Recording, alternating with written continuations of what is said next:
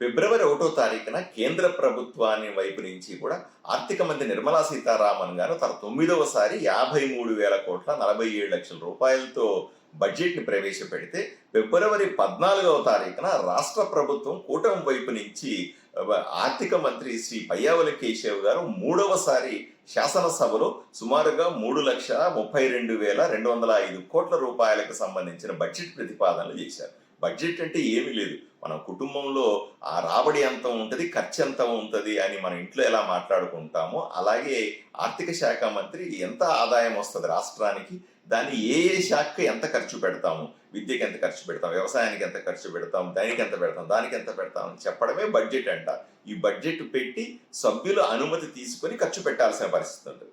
ఈ బడ్జెట్‌లో చాలా స్పష్టంగా మనం ఏదైతే ఎన్నికల్లో హామీ ఇచ్చామో సూపర్ సిక్స్ వాటికి దాన్ని కొనసాగింపుగా నిధులను కేటాయించారు.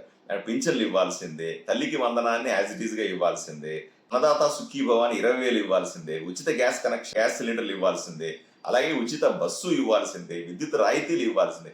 ఇట్లా అన్ని వర్గాలకి ఇవ్వాల్సినటువంటి నగలు బదిలీ పథకాల ద్వారా డబ్బులు ఇవ్వడం తప్పనిసరి. దానికి నిధులు సంక్షేమానికి కేటాయించారు. అదే సందర్భంలో అభివృద్ధికి కూడా పెద్దపీట వేశారు. అభివృద్ధి కూడా ఎక్కడ దెబ్బతినకుండా, అంటే పోలవరం గత 5 సంవత్సరాల్లో జగన్మోహన్ రెడ్డి అసలు దాన్ని పూర్తి చేయకుండా చేతులు ఎత్తేసి వెళ్ళిపోయాడు. సో దాన్ని పూర్తి చేయాల్సిన దానికోసం డబ్బులు కేటాయించుకున్నాం. అలాగే జగనన్న కాలనీల పేరు మీద ఇళ్ళు సగంలో ఆగిపోయినాయి, టెట్కో ఇళ్ళని ఆగిపోయినాయి, వాటిని పూర్తి చేయాలి. అలాగే గ్రామీణాభివృద్ధి, గ్రామాల్లో మంచినీటి సదుపాయాలైనా, డ్రైన్లైనా సరే, లేకపోతే రోడ్లైనా సరే, ఇవన్నీ కూడా పూర్తి చేయాలి. అభివృద్ధికి కూడా తగిన ప్రాధాన్యత ఇస్తారు. కేంద్ర ప్రభుత్వ సాయాన్ని ఎక్కువగా తీసుకుంటూ రాష్ట్రంలో వీలైనంత తొందరగా అభివృద్ధి చేయాలనుకునే ప్రయత్నం చేస్తుంది రాష్ట్ర ప్రభుత్వం.